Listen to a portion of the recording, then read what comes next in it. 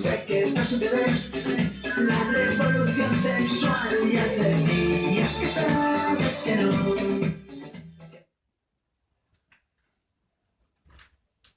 Ola, boas tardes a todos e a todas e hoxe estamos aquí con un novo programa chamado Casos de Violencia de Xénero.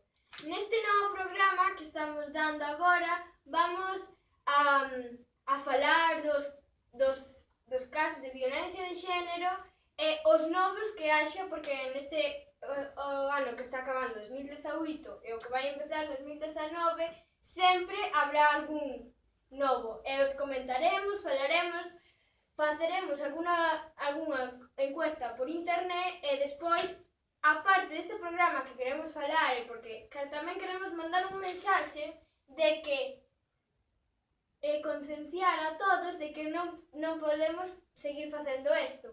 E bueno, e agora vamos cos anuncios de un minuto. Escapichosa ven as últimas rebaixas do Corte Inglés.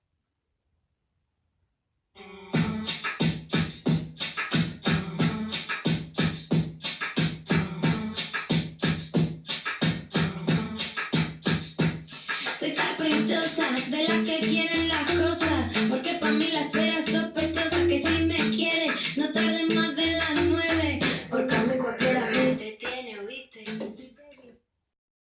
Bueno, despois deste magnífico anuncio que tuvemos, agora vamos a falar que non só estou eu para facer este programa, está a miña compañeira Laura, que non vai estar aquí, vai estar nos exteriores interpretando as escenas ou falando ca xente, preguntando cousas e facendo encuestas.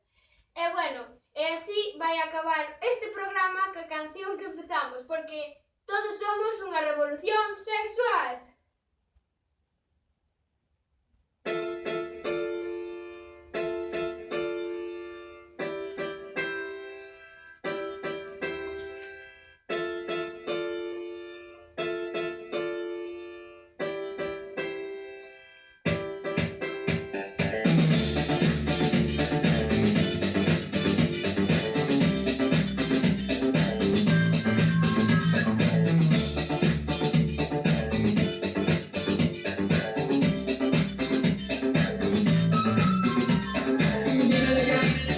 Necesitas descansar, ahora dímelo ya.